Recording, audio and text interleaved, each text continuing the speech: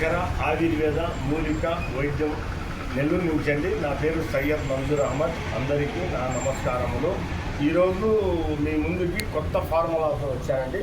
కొత్త ఫార్ములా అంటే మోదుగ లేహం ఎలా తయారు చేయాలా, ఎలా చేసుకోవాలా, ఎలా తినాలా, ఎలా అనేది మీకు పూర్తిగా ఈ వీడియోలో మీకు చెప్తాను. ఏ మోతాదు లెక్క ప్రకారంగా చెప్తాను, ఏది దాచిపెట్టకుండా అన్ని వివరంగా చెప్తాను. ఇదోండి, ఇది వచ్చేసి మోదుగ పువ్వులది నీడలో ఆరబెట్టిన పువ్వులు చూర్ణము 1 కిలోనండి. ఇది ఈ మోదుగ చూర్ణము. తర్వాత వచ్చేసి బెల్లం వచ్చేసి 1.5 కిలో, అంటే ఈ 2 కిలోలు ఉండే దీంట్లో సగమే వేస్తాను, 1.5 కిలో బెల్లము. ఇది తేనె, అడవి తేనె మా అన్న నంద్యాల నుంచి పంపించాడు. 1 కిలో తేనె. ఈ కిలో తేనె కూడా 800 రూపాయలు అయింది కిలో తేనె. తర్వాత వచ్చేసి దీంట్లో వచ్చేసి జాజికాయ, ఇది జాజికాయ, జాపత్రి, యాలకలు. ఇది వచ్చేసి మనకు కర్పూరం, లడ్డూలు వేస్తూ ఉంటాం స్మెల్కి మంచి వాసన. ఇది సుగంధ ద్రవ్యాలు. ఇంకా దీంట్లో ఏం వేస్తానంటే లవంగాలు వేస్తాను, చెక్క వేస్తాను, ఈ మొత్తం వేస్తానండి.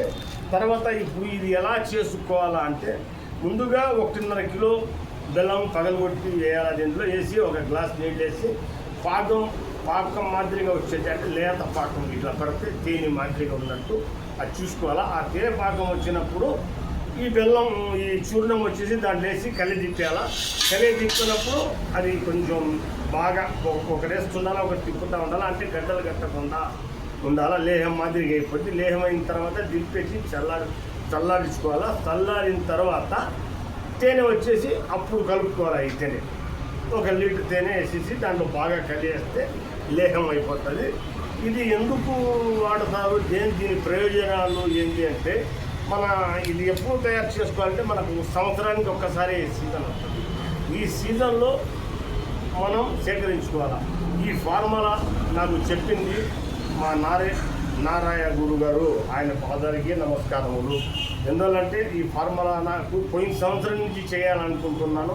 ఈ సంవత్సరం ఆయన కాడికి పోయి ఈ ఫార్ములా మొత్తం తెలుసుకొని పూలు కూడా సేకరించి మొత్తం తీసుకొని వచ్చి ఎండబెట్టి శుద్ధం చేసి ఇవన్నీ చేశానండి. ఈరోజు మీ ముందుకు నేను చెప్తున్నాను.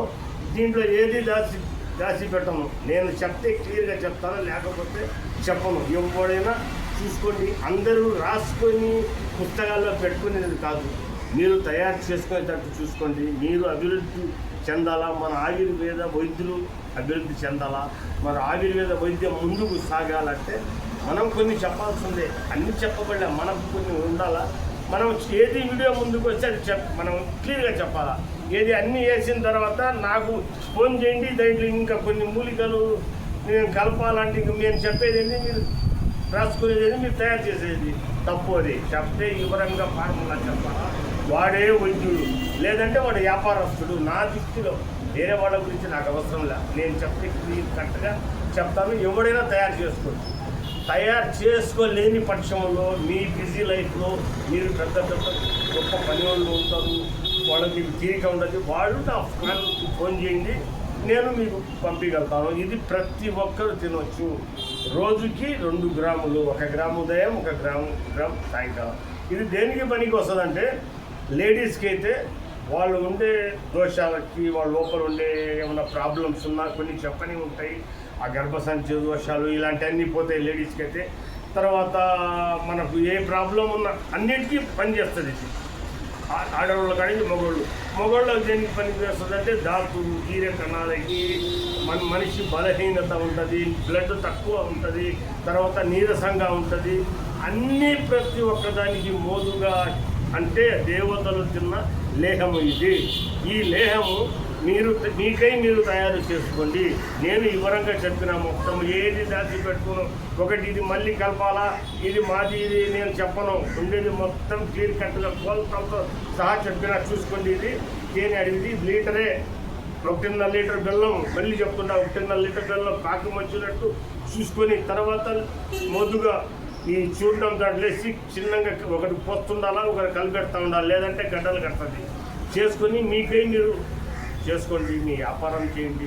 మీరు బాగా వృద్ధి కాండి, ఆయుర్వేదాన్ని ముందుకు తీసుకురండి. అందరూ ముందుకు తీసుకొస్తేనే ఇది ఎక్కడికో వెళ్ళిపోయింది. ఇది లేకపోతే మేము మా పూర్వీకులంతా దీని మీద బతికిన వాళ్ళనే. మాది ఎంత పొడుగు ఇంతలో అవన్నీ చెప్పరా, ఎంతంటే మా పూర్వీకులు చేశారు అంతవరకు తప్ప నేను చేసేది నేను క్లియర్గా మీకు చెప్పేయాలా, మీరు తయారు చేసుకోవాలా. లేని మీకు బిజీ పక్షంలో నాకు ఫోన్ చేయండి, మందులు బాగా నాకు కావాలంటే పంపిస్తాము. ఊరికనే ఫోన్ చేయవద్దు, నాకు ఇది కావాలా గురుగారు. ఇలా చాలామంది చేస్తూ ఉంటారు ఈ డకాయిట్లు, కొనేవాడు కాదు వాడు. ఏం చెప్తారు, గురుగారు అది ఎంతకి ఇస్తారు, సరే గురుగారు నేను చూసుకొని మీకు ఫోన్ కొడతాను. అలాంటి వాడికి ఎందుకయ్యా ఫోన్ చేయడం, నా టైం వేస్ట్, నీ టైం వేస్ట్. నీకు కావాలంటేనే ఫోన్ చేయి, పంపిస్తాను. లేదు అంటే నువ్వు తయారు చేసుకో, చెప్తున్నా కదా ఈ ఉండాలా ఇది సంవత్సరానికి ఒకసారి. దీని సీజన్ కూడా అయిపోయింది. తెచ్చి సీజన్లో ఇది కోసేటప్పుడు మా గురువు గారు పైన చెట్టు మీద ఉన్నప్పుడు నేను కింద ఆ పూలు ఏరుకున్న ఆ వీడియో కూడా మీకు పెట్టిన. అలాంటప్పుడు అప్పటి నుంచే నేను వీడియో చెప్పు 2 వీడియోలు చేసినా, మళ్ళీ 3వ వీడియో అప్పుడు పూలు తెచ్చింది, పూలు కోసుకొచ్చింది, యాడ్ ఉండేది మీకు వీడియో చెప్పిన. ఇప్పుడు తయారు చేస్తుండేది చూపించిన. ఇక తర్వాత మీ ఇష్టం, మీరు తయారు చేసుకోవచ్చు.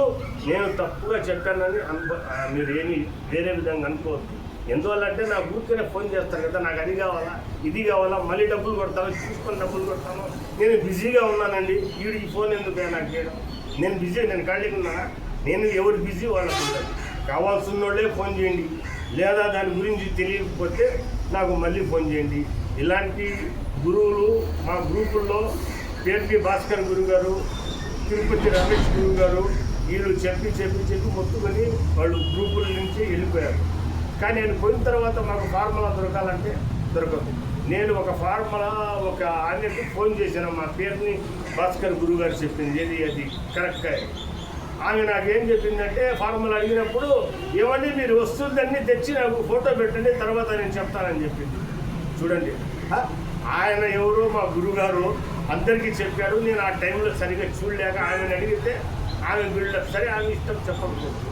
కానీ నేను అట్లా చెప్పను. నాకు ఎవరైనా సరే తయారు చేసుకునేటప్పుడు నేను చెప్పింది, నేను గొప్ప వైద్యుడని చెప్పను.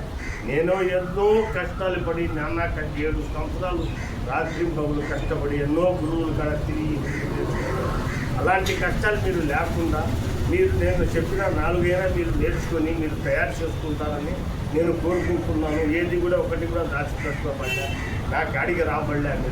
మీరు ఆ డౌట్ చెప్పి అడగండి. నేను చెప్పిన ఫార్ములా నాకు వచ్చిందే నేను చెప్తాను. ఎన్నో 3-4 నాకు వస్తాయండి, అదే నేను చెప్తాను. నేనేం పెద్ద వైద్యుని అని చెప్పలే. నేను చాలా ఈ నేర్చుకునేటప్పుడు చాలా అవమానాలు పడ్డాను, చాలా కష్టపడాను. అలాంటివి మీరు లేకుండా మా వైద్యులందరూ, మనది ఒకటే కులము, వైద్య కులము. దీంట్లో చిన్న పెద్ద గురువుని గౌరవించాలా. ఫస్ట్ బయట గురువుకి పాదాలకి నమస్కారం చేసిన ఆయన రుణం మేము తీర్చుకోలేము. ఏం చేసినా ఆయన రుణం తీర్చుకోలేము. తల్లి తండ్రి గురువు, లాస్ట్లో దైవం. ముందు గురువుని వదిలేసి దైవాన్ని చేస్తే ఏం రాదు. ముందు గురువు ఆయన చెప్తే మనం బతుకుతున్నాం, ఆయన చూపించిన దానే మనం పోతున్నాం. కాబట్టి గురువులకి మీరు ఇచ్చేయండి. నాకని కాదు, నేను గురువు కదయ్యో మీ అందరికీ నమస్కారం చెప్తున్నా. నేను కాదు, మీరు నేర్చుకునే గురువుకి మంచితనంగా అన్నీ అడిగి తెలుసుకొని మీరు బాగా అభివృద్ధి కావాలని, ఈ ఆయుర్వేదాన్ని ముందుకు తీసుకొని పోతారని నేను మనస్ఫూర్తిగా కోరుకుంటున్నాను. మీరందరూ బాగుండాలా, అందులో నేను బాగుండాలా. కష్టపడితే కష్టం ఎక్కడి దక్కదు. మనం తయారు చేయనిది ఏమీ లేదు. కృషి ఉంటే ఋషులు అవుతారు, మహాపురుషులు అవుతారని విశ్వవిఖ్యాత నట సార్వభౌమ పద్మశ్రీ ఎన్టీ రామారావు గారు అడిగి రాముడు సినిమాలో చెప్పారు. అదే కృషి చేయండి, మనకు దక్కండి, కష్టపడండి. మనం చేయింది ఏమి లేదు. గురువులు కాడ అడగండి, తెలియంది అడిగి తెలుసుకోండి. మన జనసుధ గురువు గారు ఉన్నారు ఇప్పుడు లైన్లో, ఆయన్ని అడగండి. ఏమైనా ప్రతిదానికి చెప్పడం పాపం. ఇప్పుడు ఆయనే ఉండేది. ఇంకా నిన్న స్వామి నాకు రావడం లేదు. మా స్వామి గారు ఏదో స్వామి అన్నారు, ఆయన ఆ గురుగారు కూడా ఉన్నారు. ఇంకా తర్వాత ఇతను ఇంకొక అతను రమేష్ గారు పరమభోగి ఏదో ఆయన పేరు నాకు సరిగా రావడం లేదంటే. వీళ్ళందరూ గురువులు ఉన్నారు. అంటే వాళ్ళిద్దరు ఎప్పుడు పోయారు, అందరూ మనకెందుకు ఇంకా అనేది అయిపోయింది. కాబట్టి మీరు నేర్చుకోండి, తయారు చేసుకోండి, అభివృద్ధి పొందండి. ఇది ఒక మనిషికి ఇది పోసినట్టే, ఆవిష్ పోసినట్టే. ఆయుర్వేదం అంటే ఒక మనిషికి ఆవిష్ పోసినట్టే. దీంట్లో ఉండే కిక్కు, దీంట్లో ఉండే మజా రానిదే చెయ్యాలని ఆతృత ఉండాలి, తపన ఉండాలి. ఎందుకు రాదు? 10 సార్లు గురువుని అడగవచ్చు మనం పోయి. 10 సార్లు అడిగితే ఒకసారైనా చెప్తారు. అది నేర్చుకొని దాన్ని ఇచ్చేసుకొని అందరూ ముందుకు వస్తారని, ఆయుర్వేదాన్ని ముందుకు తీసుకువస్తారని నేను మరీ మీ అందరికీ కోరుకుంటున్నాను. నమస్తే, ఉంటాను. సయ్యద్ మంజూర్ అహ్మద్, నెల్లూరు.